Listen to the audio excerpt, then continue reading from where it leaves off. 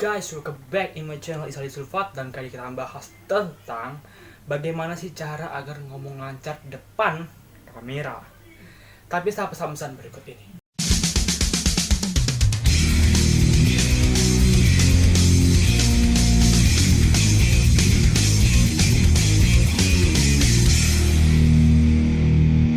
Mungkin ada salah satu subscriber gua, dan dia juga adalah salah satu YouTuber.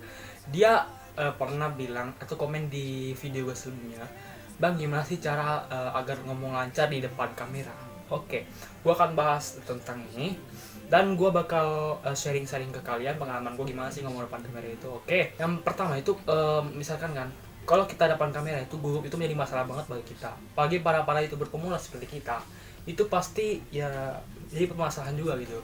Dalam memerlukan ide itu, karena kita dalam berbicara kita memerlukan ide yang cemerlang gitu. Langsung kita akan bahas yang pertama, yaitu adalah jangan malu.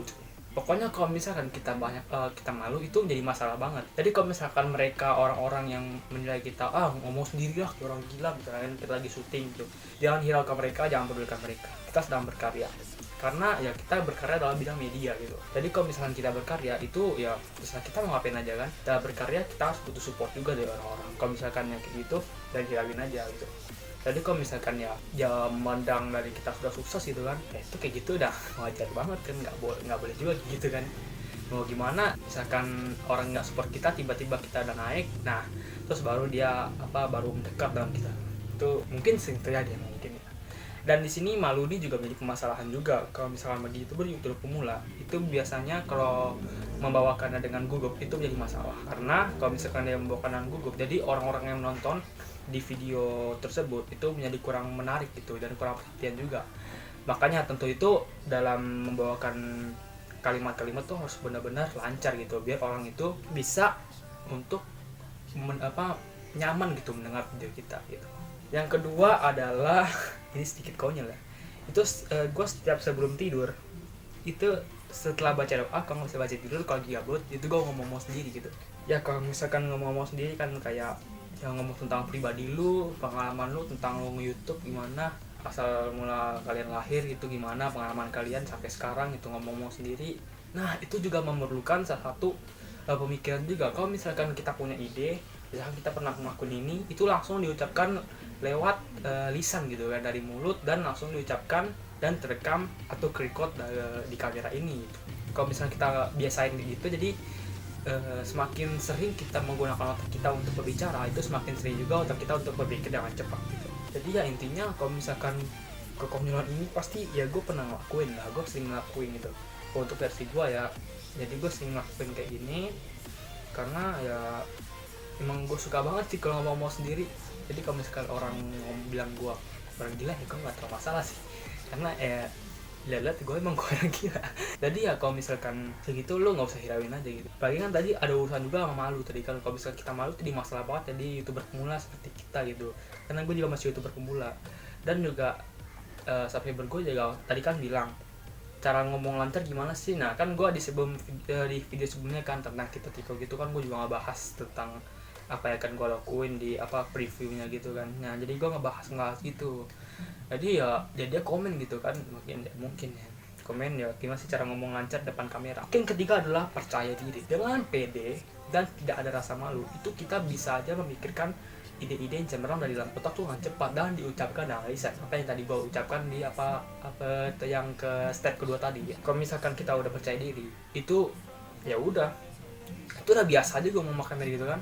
Usahain kalau misalnya ngomong sendiri kan, dan coba-coba pakai kamera lah. Itu kalau misalkan kalian berhasil, nah itu berarti ya stepnya tuh berhasil tadi kalau ngomong sendiri gitu, ngomong jelas. Tapi ya nah problem bagi gue sebagai YouTuber pemula ya blogger itu, karena itu yang jadi latihan gue gitu. Apalagi kan gue pernah ngebahas kayak ngomong kayak corona kan di video sebelumnya tentang podcast gue sama si Gehan waktu itu kan. Ya gue juga ngomong ya tentang nanya ini kan, kita juga jawabnya enak gitu. Jadi no problem aja gitu kan. Dengan PD kita juga bisa membuat orang tertarik dengan video kita gitu. Kalau misalnya kita membawakan dengan PD dengan enak gitu kan, ya orang juga terhibur gitu. Kalau misalnya gugup ya udah, orang bisa skip aja video kita, mungkin yang orang-orang yang kita kenal gitu kan, dan nonton paling asal di like doang, udah habis itu skip aja gitu. Mungkin begitu. Dan gue juga pernah rasain dan mungkin gitu ya, mungkin aja ya, karena dilihat dari video rata-rata atau statistik di YouTube gue emang rata-rata emang yang di pertama emang kecil. Gue juga dulu ini sih sebenarnya, gue emang dulu itu benar-benar gugup juga gitu, dan juga ragu dalam membawakan suatu video gitu kan, membuat video gitu, apalagi di upload gue yang pertama kali itu. Nah lu lihat aja sendiri ya. Itu baru kantor. Kali ini gua Alhamdulillah, kali ini gua akan ekspor MRT yang kali ini baru sudah dibuat. Kali ini gua naik MRT itu dari Bundaran HI. Nah sebelum naik MRT gua itu ke Plaza Indonesia dulu. Oke, kalau foto selengkapnya ikutin ya video. Oke guys, dalam video ini gua mau naik MRT dari Bundaran Hilir ke Lebak Bulus. Gua minta maaf sama kalian semua, waktu video sebelumnya di Plaza Indonesia gue bilang malu pada tuh naik udah dari Bundaran HI. Itu karena stasiun Bundaran HI-nya itu jadi tutup, jadi sebagian besar orang itu pada mengambil alih ke stasiun yang lain. Tapi kita bisa tadi Bundaran HI tapi masih ramai. Oke, kita lanjut aja. Jadi di situ kan lu lihat sendiri kan, gue gugup dan membawakan itu. Jadi itu wajar karena gue pertama kali itu kayak ngomong depan kamera, bukan pertama kali sih. Yang pertama kali sih ada, cuman ya di ini ada di Instagram itu di beranda kayak yang buat di kupu-kupu gitu storynya. Nah di situ ada tuh. Dan di situ gue juga gugup kan ya. Semakin lama semakin ini gue makin ngerti kan tentang ya cara ngomong gimana ya. Dan selanjutnya akan dilanjutkan dalam step berikut. Yang keempat adalah jadikan YouTuber papan atas sebagai motivator. Kalau misalkan kalian punya idola YouTuber gitu, punya YouTuber idola kalian gitu. Kalian punya idola, nah terus jadikanlah YouTuber tersebut atau YouTuber yang kalian suka, jadikan motivasi. Itu jadi kalian itu perlu ngikutin cara ngomong mereka gimana, cara ngomongnya gimana, cara gitu gimana. Ya, lu bisa lihat sendiri kan, kalau misalkan cara ngomongnya udah enak, itu membuat kita suka banget buat dengerinnya gitu kan.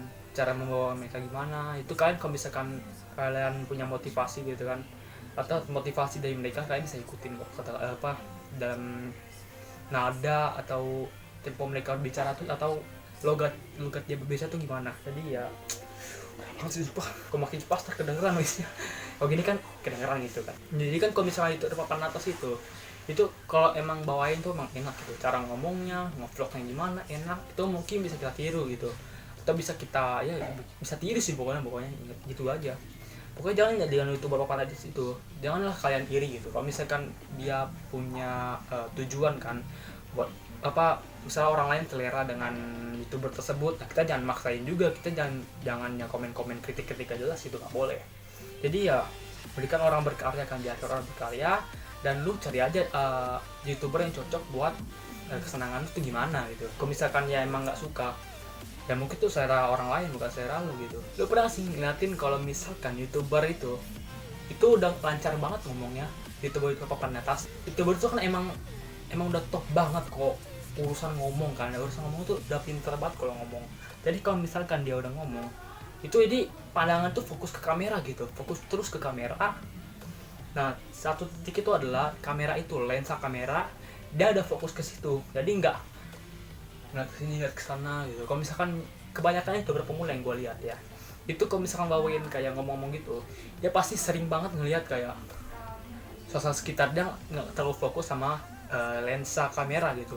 Karena dia pas ngomong misalkan membukakan kan kayak welcome back in my channel gitu, misalnya kayak intro gua kan gitu misalkan, tapi dia ngomongnya sambil lihat-lihat gitu. Nah itu tandanya dia mikirin apa yang akan dia omongin buat selanjutnya gitu, otomatis dia nggak bakal fokus kalau kayak gitu. Jadi kalau misalkan yang tadi gue bilang, kalau misalkan lu udah sering ngomong sendiri, nah itu berarti kalau misalkan lu udah mikir cepet itu enak.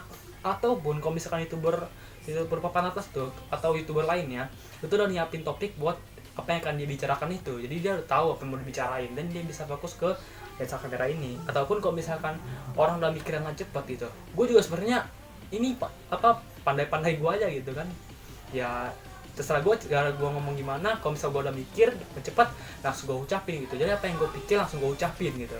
Jadi ya nggak usah lama-lama gitu. Kalau misalkan kita lihat-lihat dulu kan, mikir itu makan durasi dan makan memori juga. Lagi YouTuber yang masa pakai HP kayak gue, gue belum punya kamera sama sekali. Jadi ya udah, kalau misalkan kita fokus ya fokus, kalau misalkan ya kita punya pemikiran gitu kan, kayak pemikiran cepat, ya kita bersyukur aja gitu, karena ya kita udah dikasih kelebihan kayak gitu karena kita udah pernah latihan. Maksudnya latihan itu yang kayak tadi, ngomong sendiri, fokus terus, dan juga jangan malu.